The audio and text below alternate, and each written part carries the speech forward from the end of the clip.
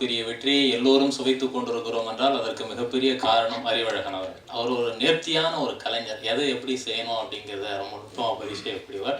ஏன்டா ஃபஸ்ட்டில் சொல்லும்போது மெடிக்கல் த்ரில்லர் அப்படின்னாரு.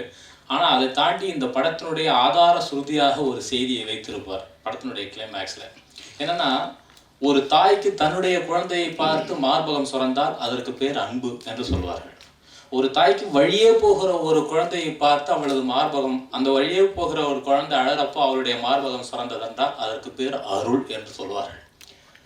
ஜெயகாந்தன் ஒரு சின்ன கதை எழுதியிருப்பார். என்னன்னா, ஒரு தாய் வீட்டில் சமயக்கட்டில் வேலை பார்த்துட்டு இருக்காங்க. அவளுடைய குழந்தை சின்ன பையன் வீட்டில் விட்டு வெளியில் சாலையில் விளையாட போயிருக்கான். இவன் சமையல் செய்து கொண்டிருக்கிறார் அந்த தாய். திடீரென்று ஒரு கூக்குரல் கேட்குறது. ஐயோ, ஒரு பையன் லாரியில் அடிபட்டு சாலையில் செத்து போயிட்டானே அப்படின்னு சத்தம் கேட்குது. சமைத்து கொண்டிருந்த அந்த தாய்க்கு என்ன செய்வதுன்றே தெரியவில்லை. எல்லாத்தையும் விட்டுட்டு அப்படியே ஓடுறா வெளியில். அவருடைய ஆடை அவளுடைய இது அதை பற்றிலாம் கவலைப்படாமல் ஓடுகிறாள். ஓடி போனால் அங்கே ஒரு பெரிய கூட்டத்துக்கு நடுவில் அந்த பையன் விழுந்து செத்து போயிருக்கான். யாருன்னு அந்த கூட்டத்தெல்லாம் விளக்கிட்டு அந்த தாய் உள்ளார போய் பார்க்குறா. உள்ளார போய் பார்த்த உடனே செத்து போன பையன் தன்னுடைய பையன் இல்லை. அப்பாடா என்று திருப்தி அடைந்து தன் மார்பக சேலையை அப்போது திருத்தி கொண்டாள். சீ, இதுதான் உன் தாய்மையா என்று ஜெயகாந்தன் எழுதுகிறார். இறந்தது உன்னுடைய குழந்தையாக இருந்தால்தான் நீ வருத்தப்பட வேண்டுமா? ஏதோ ஒரு குழந்தையாக இருந்தால் அந்த குழந்தையை உன்னுடைய குழந்தையாக நீ நினைக்க மாட்டாயா என்று கேள்வி எழுப்புகிற விதமாக அந்த கதை முடியும். அறிவழகன் அவர்கள் இந்த படத்தில் சொல்ல வருகிற செய்தி ரொம்ப அற்புதமான ஒரு செய்தி. ஒவ்வொருத்தரும் குழந்தை இல்லைன்னா தானே குழந்தை பெற்றுக்கணும், தன்னுடைய அணுக்கள் தான் அந்த குழந்தையின் உடலில் இருக்க வேண்டும் என்று ஏன் நினைக்கிறீர்கள்? அதனால தான் இவ்வளவு பெரிய பிரச்சனைகளை நாம் சந்தித்து கொண்டு வருகிறோம். எத்தனையோ குழந்தைகள் தாய் தகப்பன் இல்லாமல் அனாதையாக விடப்பட்டிருக்கிற குழந்தைகளை எடுத்து வளர்ப்பதன் மூலமாக இந்த சமூகத்திற்கு ஒரு மிகப்பெரிய முன்னுதாரணமாக இருக்கலாமே என்கிற ஒரு கோரிக்கையை தன்னுடைய படத்தில் வைத்திருக்கிறார் என்கிற போது இந்த படம் மிகப்பெரிய உன்னதத்தன்மை அடைகிறது. குற்றம் 23 என்கிற இந்த படத்திற்கு கிடைத்த ஒரு மிகப்பெரிய புகழுக்கு அந்த முக்கியமான கருத்தும் ஒரு மிகப்பெரிய காரணம். இதனுடைய மேக்கிங், இதனுடைய கதாமைப்பு, திரைக்கதை, வசனம் எல்லாவற்றிலும் சேர்த்து ஒரு அற்புதமான படைப்பை கொடுத்த இயக்குனர் அறிவழகன் அவர்களை பேசுவதற்கு அழைக்கிறேன். மேடையில் வெட்டியிருக்கோம்னா என்னோட அனைவருக்கும் சரி, இங்கே வெட்டியிருக்கும் அனைத்து பத்திரிகையாளர் மற்றும் ஊடகங்களுக்கு வணக்கங்களை தெரிவிச்சுக்கிறேன். மெயின் பார்த்திங்கன்னா ஜென்ரலாக ஈரம் படம் முடிச்சதுக்கப்புறம் படத்தை பார்த்துட்டு நிறைய பேர் எல்லா சைட்லேருந்து பாராட்டினாங்க. பார்த்திபன் சார் ஒரு விஷயம் சொன்னார். என்னென்னா மெயின் உங்களை மட்டும் பாராட்டக்கூடாது, இயக்குனர் சங்கர் சாரையும் சேர்த்து பாராட்டணும். ஏன்னா ஒரு படத்தை இதுதான் ஏன்னா எல்லாருமே படம் பார்த்ததுக்கப்புறம் தான் சொல்லுவாங்க இதுதான் படமாக வரணும். இந்த கதையை அக்செப்ட் பண்ணதுக்கு மெயினாக ப்ரொடியூசருக்கு தேங்க்ஸ் பண்ணோம். அதுக்கப்புறம் எல்லாருமே கதை சொல்லும் போது ஜென்ரலாக கதையாக மட்டும் தான் சொல்லுவாங்க. நீங்கள் எந்த அளவுக்கு விஷுவலாக கதையை ப்ரெசென்ட் பண்ணியிருக்கீங்க அப்படின்றது படம் பார்க்கும்போது தெரியுது. அதுக்கு உங்கள் ரெண்டு பற்றியும் தேங்க்ஸ் சொல்லணும் அப்படின்னு சொன்னார். ஸோ அந்த ஒரு விஷயந்தான் ஏன்னா ஒரு படம் சக்ஸஸ் ஆகிறதுக்கு எக்ஸாக்டாக ஒரு நல்ல ஒரு கதையும் ஒரு நல்ல ஒரு திரைக்கதையும் ஒரு நடிகர்கள் பண்ணால் போதும். பட் ஒரு ப்ரெசன்டேஷனாக படத்தை இப்படி தான் நாளைக்கு ஒரு 10 வருஷம் கழிச்சாலும் சரி, 20 வருஷம் கழிச்சாலும் சரி, என்னுடைய படங்கள் பார்க்கும்போது இந்த ஒரு ப்ரெசன்டேஷனில் பார்க்கணும், இந்த ஒரு சென்ஸில் பார்க்கணும் அப்படின்ற ஒரு ஆர்வம் தான், ஒரு கான்ஃபிடென்ட் லெவல் தான் அந்த மாதிரி ஒரு படங்கள் வரிசையாக என்னால் கொடுக்க முடியுது. ஸோ தனிப்பட்ட முறையில் என்னோட ஒரு தன்னம்பிக்கையும் சரி, அதை நான் டெக்னீஷியன் மேலே வச்சுருக்க ஒரு நம்பிக்கையும் ரெண்டும் தான் சேர்ந்து இந்த அளவுக்கு ஒரு படம் கொடுக்குது அப்படின்னு நான் ரொம்ப ஆணித்தரமாக நம்புவேன். ஸோ அதுக்கு என்னோடய டெக்னீஷியன்ஸ் எல்லாருக்கும் சரி, எல்லாத்துக்கும் நான் தேங்க்ஸ் சொல்லிக்கிறேன். ஏன்னா பர்டிகுலர் ஒரு press show before the release itself நான் எல்லாத்துக்கும் இண்டிவிஜுவலாக தேங்க்ஸ் சொல்லிட்டேன். அடுத்து அப்படின்னு பார்த்தீங்கன்னா சரி, இந்த படம் எனக்கு ஸோ டெக்னீஷியன்ஸாக இருக்கட்டும், ஆர்டிஸ்டாக இருக்கட்டும், என்னுடைய இயக்கத்தில் துறையாக இருக்கட்டும், அப்புறம் கேமரா அசிஸ்டன்ஸ் எல்லா டிபார்ட்மெண்ட்டுக்கும் என்னோடய தேங்க்ஸ் சொல்லிக்கிறேன். ஏன்னா பர்டிகுலராக மென்ஷன் பண்ணியாச்சு. இந்த விழா அப்படின்னு பார்த்தீங்கன்னா உங்களுக்கான ஒரு விழா, உங்களுக்கு நன்றி தெரிவிக்கும் ஒரு விழா அப்படின்றதுனால நான் பேச விரும்புகிறேன். இந்த படத்தில் நான் சம்பாதிச்சது என்ன அப்படின்னு பார்த்தீங்கன்னா எல்லா படங்களுமே ஒரு ப்ரெஷ் ஷோ போட்டு முடித்தோன்னே பார்த்தீங்கன்னா எல்லோரும் படம் சூப்பராக பண்ணியிருக்கீங்க, அருமையாக பண்ணியிருக்கீங்க, இன்றைக்கி சமூகத்துக்கு தேவையான ஒரு படம் அப்படின்னு எல்லா விதமாகவும் பாராட்டுவாங்க. ஸோ வல்லினத்துலேயும் எனக்கு அதுதான் கிடச்சிது, எல்லாத்துலேயும் ஆராசனத்துலேயும் கிடச்சிது, ஈரம்லேயும் கிடச்சிது. ஆனால் முதல் முறையாக ஒரு ப்ரெஷ் ஷோவில் நீங்கள் படம் எல்லாருமே படம் பார்த்துட்டு வந்ததுக்கு சார் படம் சூப்பராக பண்ணியிருக்கீங்க, கண்டிப்பாக சூப்பர் ஹிட் ஆகும்னு சொன்ன வார்த்தை வந்து எனக்கு இந்த படத்தில் தான் ஃபஸ்ட் டைம் கிடச்சிது. அதுக்கு வந்து பத்திரிகை அனைவருக்கும் வந்து தேங்க்ஸ் சொன்னேன். ஸோ அந்த வார்த்தை தான் என்னோடய ஃபஸ்ட்டு டைம் வந்து எனக்கு கிடைச்ச ரிசல்ட் அப்படின்னு நினைப்பேன். ஸோ என்னென்னா 3 படமும் பார்த்துட்டேன். நல்லா படம் பண்ணியிருக்கீங்க, நல்லா சூப்பராக பண்ணியிருக்கீங்க, சமூகத்துக்கு தேவையான ஒரு படம் பண்ணியிருக்கீங்க அப்படின்னு எல்லாமே. அதை மீறி வந்து ஒரு க்ளீன் ஸ்லேட் சக்ஸஸ் அப்படின்றத வந்து ஒரு படத்துலேருந்து நம்ம அனுபவிக்கணும் அப்படின்னு நான் நினச்சேன். அந்த விதத்தில் வந்து எனக்கு அந்த படம் ஸோ எப்போ வந்து ப்ரெஷ் ஷோ முடிச்சுட்டு வந்தீங்கன்னா நான் ப்ரீமியர் ஷோ வந்து தைரியமாக போனேன். கண்டிப்பாக அந்த படம் வந்து உத்தரவாதம் கொடுத்துட்டாங்க.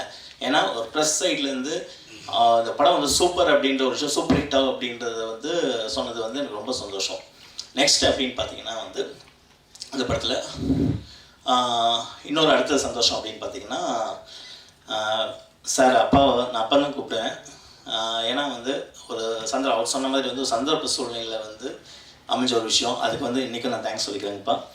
ஏன்னா ஒரு நல்ல படத்தில், ஒரு வெற்றி பெற படத்தில் அவர் சேர்ந்து பணியாற்றணும் ஒரு அமைப்பு இருந்துச்சுன்னா கண்டிப்பாக அது அமையுன்றது ஒரு எடுத்துக்காட்டு. ஏன்னா இவ்வளோ பெரிய ஒரு வெற்றியில் வந்து அப்பாவும் இருக்கணும் அப்படின்ற ஒரு எண்ணம் வந்து கடவுளாக சரி அமைச்சு கொடுத்த விஷயந்தான். அதுக்கு ரொம்ப ரொம்ப நன்றி சொல்லிக்கிறேங்கப்பா. எனக்கு வந்து ஒரு சின்ன ஒரு கௌரவமாக நான் நினைக்கிறது வந்து, ஏன்னா இன்றைக்கி வந்து ஒரு 60 வருஷத்தில் வந்து இன்றைக்கி வந்து நிறைய இயக்குநர்கள் நிறைய பேர் வந்து உருவாக்கி கொடுத்துருக்கீங்க, நிறைய பேர் வந்து உங்கள் படத்தில் நடிச்சிருக்காங்க. எனக்கு ஒரு வாய்ப்பு அமைஞ்சதுக்கு வந்து உங்களை இயக்கிற ஒரு வாய்ப்பு கிடைச்சதுக்கு வந்து ரொம்ப ரொம்ப தேங்க்ஸுங்கப்பா. அது நான் தான் தேங்க்ஸ் சொல்லிப்பேன். அது வந்து ஒரு பெரிய ஒரு பாக்கியம் எனக்கு கிடைச்சிது. அடுத்து பார்த்திங்கன்னா இந்த படம் வந்து ஒரு வெற்றி அப்படின்னு பார்த்திங்கன்னா வந்து சொல்கிறேன் அப்படின்னா எந்த அளவுக்குனா கலெக்ஷன்ஸ் சொல்லுவாங்க, இது சொல்லுவாங்க, எல்லாமே சொல்லுவாங்க. ஆனால் முதல் முறையாக ஒரு ப்ரொடியூசர் சைட்லேயும் சரி, ஒரு ரிலீஸ் பண்ணவங்களும் சரி, எல்லாருமே வந்து இன்றைக்கி வந்து சந்தோஷமாக வந்து ஷேர் பண்ணிக்கிறாங்க. ஒரு ஆக்டரும் சரி எல்லாருமே சந்தோஷமாக ஷேர் பண்ணிக்கிறாங்கன்னா வந்து அந்தளவுக்கு வந்து ஒரு சக்ஸஸ். என்ன அப்படின்னு பார்த்திங்கன்னா முதல் முறையாக வந்து இப்போ வந்து எனக்கு வந்து ஒரு டெக்னீஷியன்ஸ் வந்து பாராட்டியிருப்பாங்க, ஒரு ஆக்டர் வந்து பாராட்டியிருப்பாங்க சூப்பராக படம்னு. ஃபஸ்ட் டைம் வந்து எனக்கு வந்து ஃபஸ்ட்டு படம் ரிலீஸ் ஆன உடனே வந்து எனக்கு வந்து டிஸ்ட்ரிபியூட்டர்ஸும் சரி தியேட்டர் ஓனர்ஸும் வந்து கண்டிப்பாக வந்து இந்த படம் சூப்பராக பண்ணியிருக்கீங்க, எங்களுக்கு வந்து ரொம்ப நாள் கழிச்சு ஒரு பெரிய ஹிட் படத்தை கொடுத்துருக்கீங்க அப்படின்னாங்க. ஸோ ஃபஸ்ட் டைம் வந்து எனக்கு வந்து ஒரு தியேட்டர் ஓனர்ஸும் டிஸ்ட்ரிபியூட்டர்ஸும் தேடி நம்பர் வாங்கி ஒரு டைரக்டர் கால் பண்ணுறது வந்து நான் ரொம்ப சந்தோஷமாக நினைக்கிறேன். அதுக்கும் வந்து எல்லாத்துக்கும் தேங்க்ஸ் சொல்லியிருக்கிறேன். மெயின் அப்புறம் அடுத்து இந்த படம் வந்து சேட்டை வந்து நான் ஹீரோ சேட்டை வந்து அருண் விஜய் சேட்டை வந்து நான் அடிக்கடி ஒரு விஷயம் சொல்வேன். ஸோ இந்த படத்தில் வந்து ஏதோ ஒரு விஷயம் வந்து ஒரு ப்ளஸ் வந்து என்னென்னா வந்து எந்த ஒரு ஹீரோவுக்குமே வந்து ஃபேமிலி சென்டிமெண்ட்டையும் லேடிஸ் சென்டிமெண்ட்டையும் வந்து அட்டாக் பண்ணால் ஈஸியாக வந்து ஒரு பெரிய ஒரு மைலேஜ் கிடைக்கும் சார் எக்ஸாக்டாக. அது என்னமோ வந்து இந்த படத்தில் வந்து எனக்கு வந்து தோணுது, நல்லா அமையும்னு தோணுது அப்படின்னு ஒரு ஃபீல் பண்ணி கொடுத்துருந்தேன். அதே விஷயம் எனக்கு ஒன்ஸ் இந்த படம் ரிலீஸ் ஆனதுக்கப்புறம், ஏன்னா இன்றைக்கி இருக்க சுச்சுவேஷனில் வந்து நிறைய பேர் வந்து டிவிலேருந்து ஆர்டிஸ்டாக இருக்கட்டும், ஹீரோக்களாக இருக்கட்டும், எல்லாருமே வந்து இன்றைக்கி வந்துட்டுருக்காங்க எக்ஸாக்டாக. ஆனால் இந்த படத்தின் மூலமாக வந்து நாங்கள் வந்து பரவலாக வந்து ஒரு நடிகராக இருக்கட்டும், ஒரு இயக்குனராக இருக்கட்டும், ஒரு டெக்னீஷியன்ஸ் பரவலாக வந்து ஒரு வீட்டுக்குள்ளே போன ஒரு படம் அப்படின்னு பார்த்திங்கன்னா வந்து குற்றம் 23. ஏன்னா அந்தளவுக்கு வந்து எல்லாருமே வந்து, ஏன்னா ஃபஸ்ட் வீக் வந்து எல்லாருமே வந்து படத்தை வந்து பாராட்டினாங்க, ஓகே ஃபைன். செகண்ட் வீக் வந்து நான் வந்து ஒரு சாட்டர்டே சண்டே போகிறேன், ஃபுல் வந்து ஃபேமிலிஸ். அப்பா சொன்ன மாதிரி வந்து அத்தனை பேர் வந்து அவ்வளோ சைலண்ட்டாக வந்து படத்தை பார்க்குறாங்க. அதாவது படத்தை பார்த்துட்டு கரெக்டாக எக்ஸாக்டாக சொல்லும்போது படம் எப்படி இருக்குது அப்படின்னு நம்ம கேட்குறத விட வந்து அந்த படத்தை உள்வாங்கிட்டு வந்து அவங்களுக்குள்ளே பேசிக்கிற ஒரு வார்த்தை இருக்குல்ல, சூப்பரான படம் அப்படின்னு எல்லாருமே ஃபோனில் பண்ணும்போது ஃபோன் பேசும்போது இன்றைக்கி வந்து எங்கள் தங்கச்சி வீட்டில் வந்து பார்க்க சொல்லியிருக்கேங்க, இன்றைக்கி வந்து இவங்க வீட்டில் பார்க்க சொல்லியிருக்கேன், எங்கள் மாமா வந்து பார்க்க சொல்லியிருக்கேன் அப்படின்னு ஒவ்வொருத்துக்குள்ளே வந்து அந்த பேச்சுவார்த்தை வந்து ரொம்ப சந்தோஷமாக இருக்குது. அந்த மாதிரி ஒரு வெற்றியை வந்து நான் கொடுக்கும்போது வந்து எனக்கு உண்மையிலே வந்து எனக்கு என்ன சொல்கிறதுன்னு தெரியல, அந்த ஒரு ஃபீல் வந்து எனக்கு கிடச்சிது அப்படின்னு சொல்லுவேன். ஸோ இந்த படம் ப்ரொடியூசருக்கு மட்டும் இல்லாமல், ஒரு டிஸ்ட்ரிபியூட்டருக்கு மட்டும் இல்லாமல், ஒரு கவர்மெண்ட்டுக்கும் வந்து, ஏன்னா இந்த படம் வந்து டேக்ஸ் ஃப்ரீ, கவர்மெண்ட்டுக்கும் வந்து இந்த படத்து மூலமாக வந்து ஒரு 1.25 கோடி வந்து நாங்கள் ப்ராஃபிட் பண்ணி கொடுத்துருக்கோம். ஒரு நல்ல கண்டென்ட்டை சொல்லியும், ஏன்னா அது டேக்ஸே இல்லை. ஸோ டேக்ஸ் மூலமாக வந்து அதை மீறி வந்து இந்த படம் ஒரு சக்ஸஸ் கொடுத்துருக்கு. ஒரு ப்ரொடியூசர் படம் முடிஞ்சதுக்கப்புறம் நான் 3 படத்துலேயும் நான் பார்த்துட்டேன். என்னென்னா வந்து ஃபஸ்ட்டு வந்து படம் நல்லா இருக்குன்னு சொல்லிவிட்டு அதுக்கப்புறம் பார்த்தீங்கன்னா வந்து இல்லை சார் பிஎன்சிலாம் கொஞ்சம் அப்படிலாம் ஒன்றும் இல்லை சார், ஃபஸ்ட்டு வீக்கே கொஞ்சம் டவுன் செட் அவுட், அங்கெல்லாம் வந்து அதுபடி போகவே இல்லை சார் அப்படின்னு. நான் உடனே சொல்லேன் சார், இது வந்து ஏபி ஆடியன்ஸ்க்கு நான் பண்ணேன் ஒரு விஷயம். ஸோ இந்த ஏபி ஆடியன்ஸ் பண்ணும்போது நான் வந்து எல்லா ஆடியன்ஸையும் நான் சாட்டிஸ்ஃபை பண்ண பார்த்தேன்னா அப்புறம் கடைசியாக வந்து ஒரு ஏ கிளாஸ் ஆடியன்ஸுக்கு பிடிக்காம ஒரு படம் ஆயிரும். ஸோ நான் யாருக்கு படம் பண்ணுறேன்னு ஒரு டிசைடிங்கே இல்லாமல் போயிடும். ஸோ நான் டிசைடிங்காக வந்து ஏபி படம் தான் அப்படின்றது. இன்றைக்கி வந்து ரிலீஸ் பண்ண பிரபு சார்னு சொல்கிறாங்க, இந்த சார் சொல்கிறாங்க, இது வந்து சீல வந்து ஜென்ரலாக இந்த ஏ கிளாஸ் படம் எந்த அளவுக்கு வந்து ப்ராஃபிட் வந்து கெயின் பண்ணுமோ அதை விட வந்து ஜாஸ்தியாக வந்து ப்ராஃபிட் வந்து கெயின் பண்ணுது அப்படின்னு சொல்கிறது ரொம்ப சந்தோஷமான விஷயம். அதே மாதிரி ஒரு ப்ரொடியூசரும் வந்து டிஸ்ட்ரிபியூட்டரும் வந்து ஓப்பனாக வந்து பேச மாட்டாங்க. ஆனால் இன்றைக்கி வந்து இந்தர் சாரும் பிரபு சாரும் வந்து ஓப்பனாக வந்து எங்கிட்ட வந்து இன்றைக்கு வரைக்கும் காலையில் வந்து சொல்கிறாங்க. அதாவது வந்து பிஎன்சியும் வந்து நல்லா போகுது சார், மற்ற படங்களோட மல்டிப்ளெக்ஸ் படத்தோட வந்து இந்த படம் வந்து நல்லா போகுதுன்னு சொல்கிறாங்க. அதுக்கு அத்தாச்சி வந்து என்ன அப்படின்னா இந்தர் சாரும் வந்து சார் எப்போ வேணால் படம் வேணால் பண்ணலான்னு சொல்லுங்கள், பண்ணலாம் அப்படின்னு சொல்லியிருக்காங்க. பிரபு சார் ஒரு டிஸ்ட்ரிபியூட்டர், ஓகே, ஏன்னா அவர் வந்து கலெக்ஷனை வச்சு தான் ஒரு படம் கொடுப்பாரு. அவர் வந்து ஒரு டோக்கன் அட்வான்ஸ் கொடுத்து சார் நீங்கள் வந்து அடுத்த படம் இல்லை, ஏன்னா உங்கள் வளர்ச்சி அப்படின்றது எங்களுக்கு வந்து நீங்கள் டிசைட் பண்ணுற ஒரு விஷயம், இந்த அடுத்த படமாக இருக்கட்டும் அதுக்கடுத்த படமாக இருக்கட்டும், பட் உங்கள் கூட படம் பண்ணோம் அப்படின்ற ஒரு விஷயம் சொல்லி டோக்கன் அட்வான்ஸ் கொடுத்தது ரொம்ப ரொம்ப சந்தோஷம் சார். Thank you sir.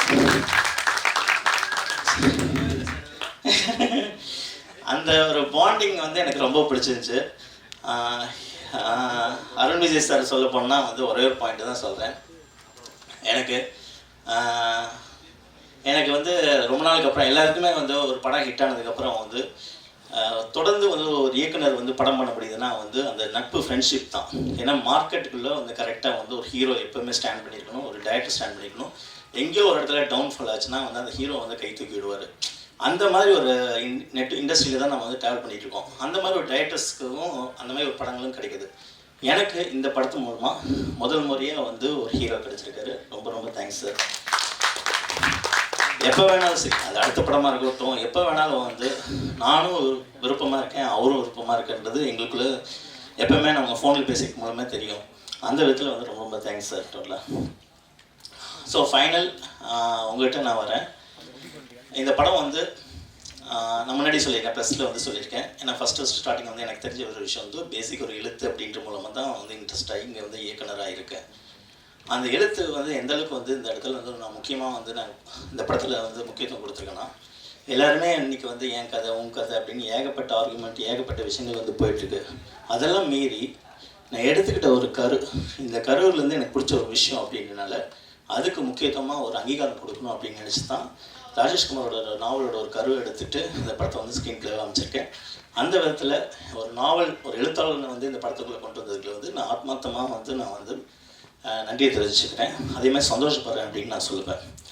ஒரு விமர்சனம் அப்படின்றபோது நான் வந்து பேசிக்காக ஒரு இன்ஸ்டியூட்லேருந்து படிக்கும்போது ஒரு படம் வந்து எப்படி விமர்சனம் பண்ணணும், ஒரு படம் வந்து எப்படி வந்து பார்க்கணும் அப்படின்றது நம்மளோட செல்ஃபாக கற்றுக்கிற ஒரு விஷயம், இன்ஸ்டியூட்லேருந்து கற்றுக் கொடுக்குற விஷயம் எல்லாம் சேர்ந்து தான் வந்து ஒரு இயக்குனர் உருவாகியிருக்கு. ஏன்னா நாளைக்கு வந்து நம்ம படம் வந்து இந்த மாதிரி ஒரு விமர்சனத்துக்கு ஆளாகிருக்கக்கூடாது, இந்த மாதிரி ஒரு பாராட்டு நம்மளுக்கு கிடைக்கணும் அப்படின்னு ஒரு சின்ன வயசுலேருந்து வந்து நம்ம வந்து ஒரு வளர்ந்துட்டு ஒரு விஷயம். ஓகே, இந்த படத்தில் இந்த பத்திரிக்கை வந்து இவங்க பாராட்டுவாங்க, இந்த ஸோ இதுக்கு தகுந்த மாதிரி வந்து டிஸ்கஷன் லெவல்லே வந்து நாங்கள் வந்து பேசுவோம். ஸோ இது எனக்கு மட்டும் இல்லாமல் எல்லா இயக்குனரோட டிஸ்கஷன் ஹால்லையும் வந்து நடக்கிற இது. ஸோ அப்படி வந்து ஒரு இயக்குனரை வந்து கரெக்டாக வந்து ஷேப்பப் பண்ணி செம்மைப்படுத்தி ஸோ செதுக்கி கொண்டு போகிற விஷயம் வந்து உங்கள்கிட்ட இருக்குது.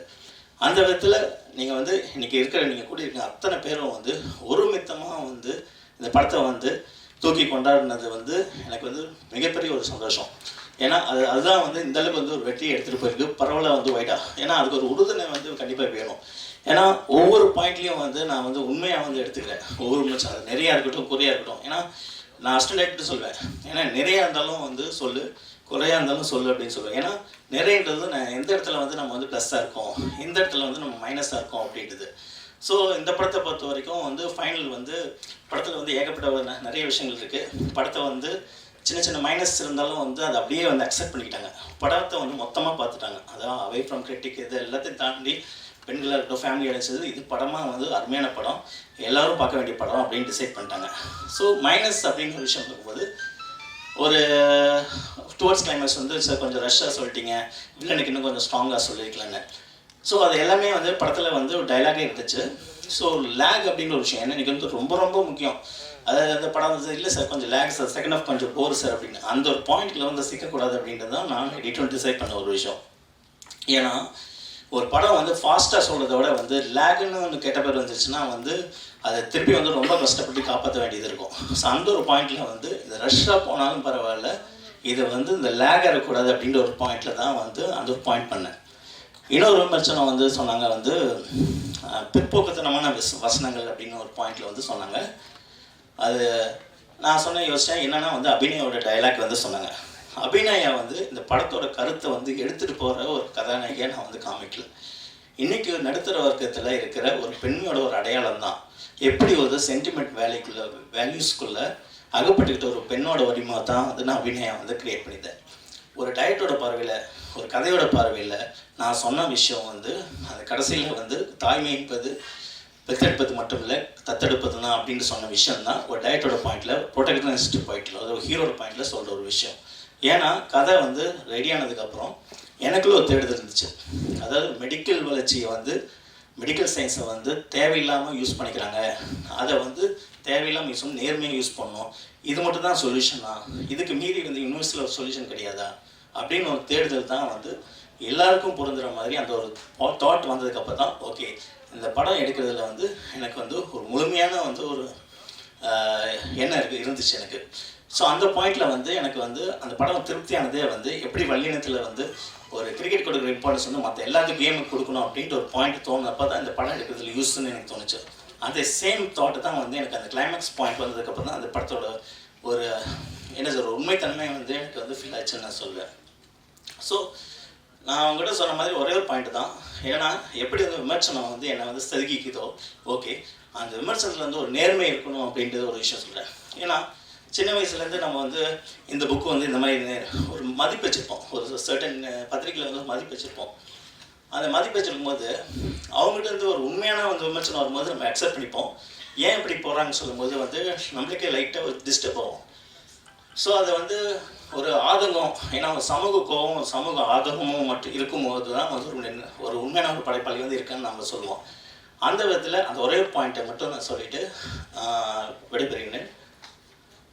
மெயின் பார்த்திங்கன்னா வந்து ஏன்னா எந்த பத்திரிக்கையும் நான் சொல்ல விரும்பல, ஏன்னா அது சபா நாகரிகம்னு எனக்கு தெரியும். மார்க் போட்டிருந்தாங்க, மற்ற படத்துக்கு நான் கேட்காத மார்க் இல்லை, ரொம்ப வந்து கம்மியாக ஒரு மசாலா படங்களுக்கும் ஒரு தரமான படத்துக்கும் கொடுக்குற ஒரு மார்க் டிஃப்ரென்ஸ் தான்.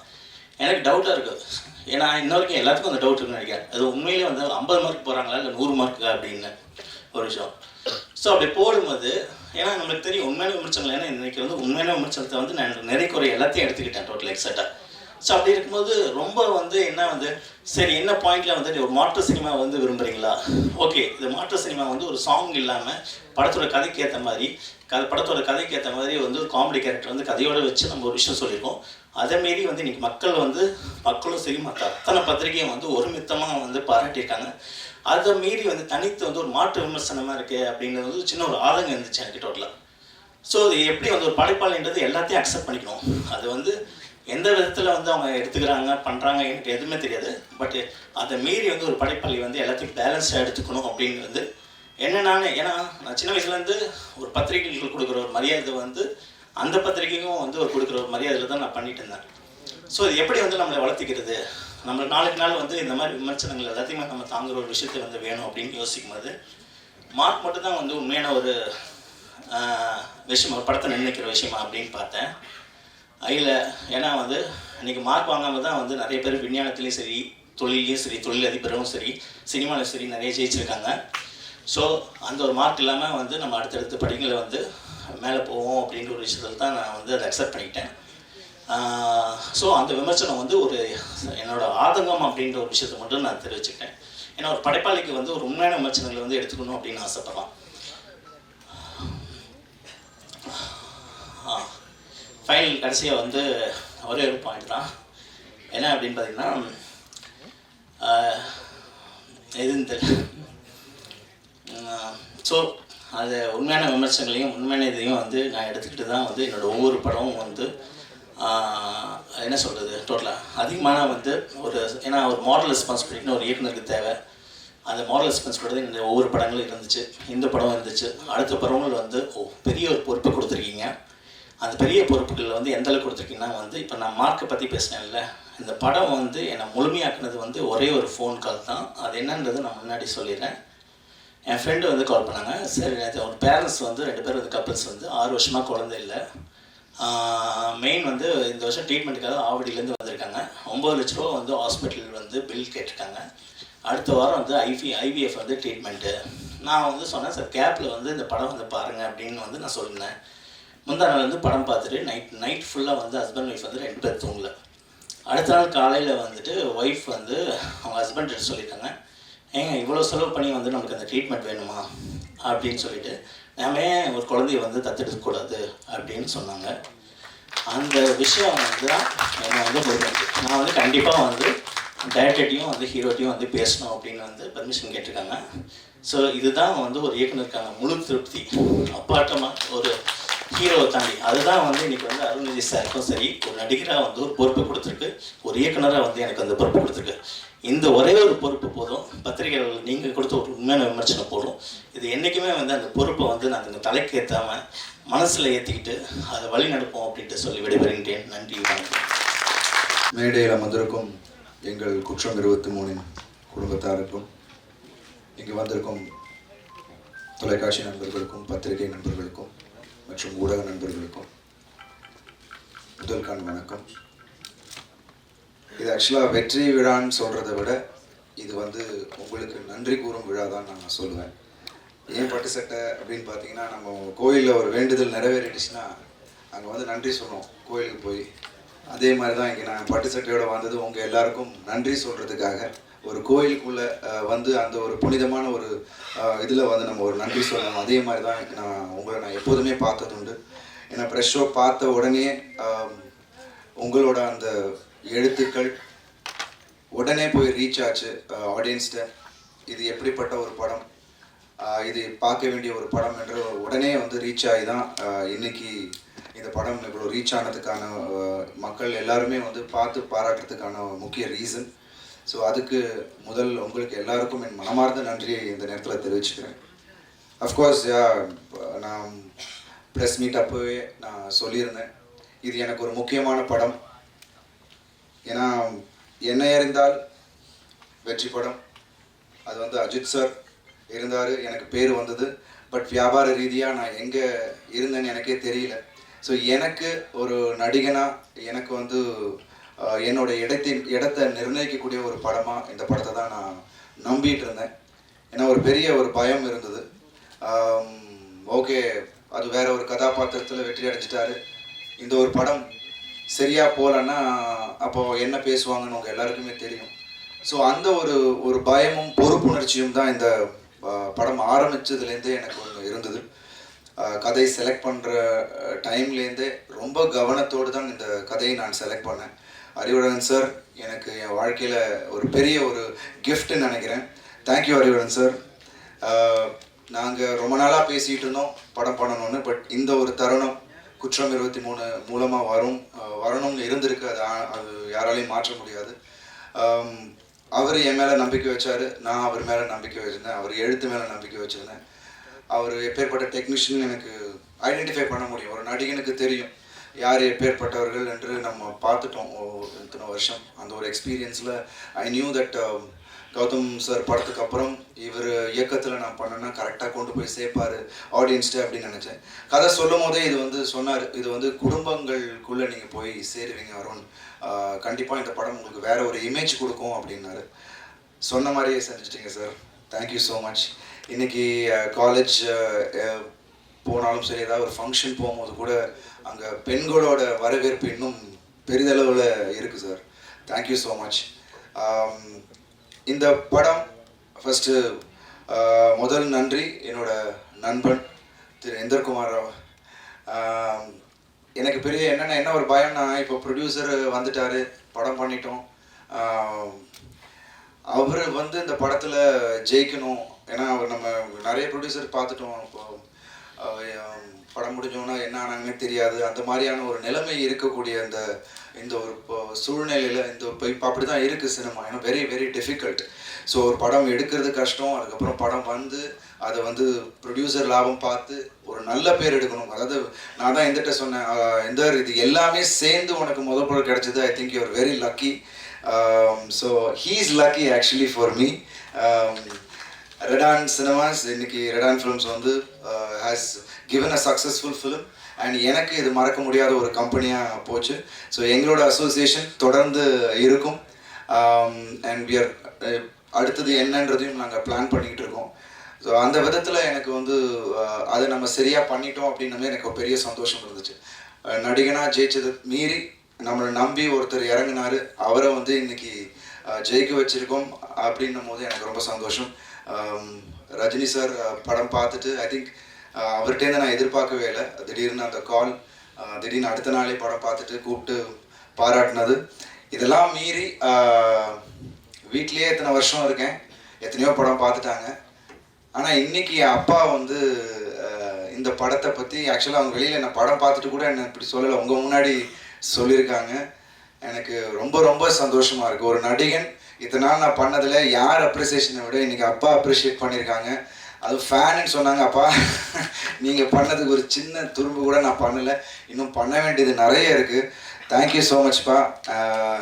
எனக்கு ஒன்று தான் இருந்துச்சு, அப்பாவோட பேரை காப்பாற்றணும் அப்படின்றது. அது மட்டும்தான் என்னோட மைண்டில் இருந்துச்சு. ஏன்னா பிகாஸ் அவங்க பண்ணாத கதாபாத்திரம் இல்லை, அவங்க பழகாத ஆட்கள் இல்லை. அண்ணாலேருந்து காமராஜர் ஐயா அவர்லேருந்து எம்ஜிஆர் சார்லேருந்து சிவாஜி சார்லேருந்து ஒரு லிஸ்ட்டு எடுக்கலாம். அந்த புண்ணியத்தில் நான் எம்ஜிஆர் சார் மடியில் உட்காந்தது பிகாஸ் அப்பான்ற ஒரு பையன்றதுனால தான் நாங்கள் உட்கார முடிஞ்சு. அதெல்லாம் ஒரு பெரிய கிஃப்ட். நிறைய சந்தர்ப்பத்தில் அப்பாவோட அந்த ரெக்கக்னிஷன் சரியாக கிடைக்கலையோ என்னமோன்றது எனக்கு ஒரு வருத்தம் இருந்துகிட்டே இருந்துச்சு. ஒன்று வந்து நான் ஜெயிக்கணும் முதல்ல. ஜெயிச்சதுக்கப்புறம் சில விஷயங்கள் என்னால் ஏன்னா ஐ வாஸ் ஹெல்ப்லெஸ். ஏன்னா பிகாஸ் நிறைய விஷயங்கள் அப்பாக்கான அந்த ரெகக்னிஷன் இன்னும் கிடைக்கல அப்படின்னு. ஏன்னா because it's not a joke. 57 வருஷம் 700 படங்கள் மேலே கதாபாத்திரங்கள், அவங்க பண்ண கதாபாத்திரங்கள், அது மட்டும் இல்லாமல் தொடர்ந்து இன்னமும் ஒரு ஒரு ஒரு நியூ ஃபேஸ் மாதிரி அவங்க ஒரு படம் போகும்போதும் ஒரு ஷூட்டிங் போகும்போதும் அவங்க எடுத்துக்கிற சிரத்தை இருக்கு. ஐயோ, ஹேட்ஸ் ஆஃப். அதுக்கான ஒரு இதுவே இல்லை. பட் இன்னைக்கு அது வந்து ஆக்சுவலாக நேஷ்னல் அவார்டு 2 ஓட்டில் மிஸ் ஆச்சு அந்திமந்தாரையில். பெரிய ஒரு வருத்தம். ஆக்சுவலாக பாரதிராஜா சாரோட இசட் இது கிடைக்கும்னு சொல்லி அவங்க எனக்கு எப்படி உழைச்சாங்கன்னு அந்த படத்தில் எனக்கு தெரியும். டே அண்ட் நைட்டு தூங்காமல் ஹாஸ்பிட்டலைஸ்லாம் நாங்கள் அந்த படம் பண்ணும்போது அது கிடைக்காத போது அந்த வருத்தம் ஒரு நடிகனாக இப்போ நான் உணர்றேன் அது எவ்வளோ கஷ்டப்பட்டிருப்பாங்க அப்படின்ட்டு. பட் அப்பா அதெல்லாம் மீறி நீங்கள் எல்லாரோட மனசில் இடம் பிடிச்சிட்டிங்க. எல்லோரும் இருந்தீங்க. அது தேவையே கிடையாது. பட் இன்னைக்கு இந்த ஒரு ஹானர் எம்ஜிஆர் நிகர்நிலை பல்கலைக்கழகம் கொடுத்துருக்காங்கன்னும் போது ரொம்ப பெருமையாக இருக்குது, ரொம்ப சந்தோஷமாகவும் இருக்குது. அண்ட் அப்பா always we all love you. And அதே சமயத்தில் இந்த நேரத்தில் நான் வேறு திஸ் இன்ஸ்பிரேஷன் பார்த்தீங்கன்னா நீங்கள் மட்டும்தான். நான் நிறைய சொல்லுவேன் வெளியில், இப்போ ரஜினி சார் பிடிக்கும், இவங்களுக்கு பிடிக்கும்னு. பட் நான் ஜாஸ்தி அப்பாவை நான் சொல்ல மாட்டேன். ஏன்னா ஃபேமிலிக்குள்ளே இருக்காங்க. பட் நிறைய விஷயங்கள் அப்பாவை நான் அப்சர்வ் பண்ணது உண்டு. ஸோ அது என்ன அறியாமல் சில விஷயங்கள் அப்பா சொன்னாங்க, அந்த சின்ன சின்ன ரியாக்ஷன்ஸ் இது ரொம்ப நல்லா இருக்குது அப்படின்னாங்க. பட் எனக்கு அறியாமல் சில அவங்கள பார்த்து வளர்ந்ததில் என்னமோ எனக்கு நிறைய விஷயங்கள் எனக்குள்ளேயே அப்சர்வ் பண்ணி நான் எடுத்துகிட்டது உண்டு. நிறைய கற்றுக்க வேண்டியது இருக்குது அவங்கள்ட்டேருந்தும். தேங்க்யூ ஸோ மச்ப்பா ஃபார் திஸ் ஜேர்னி.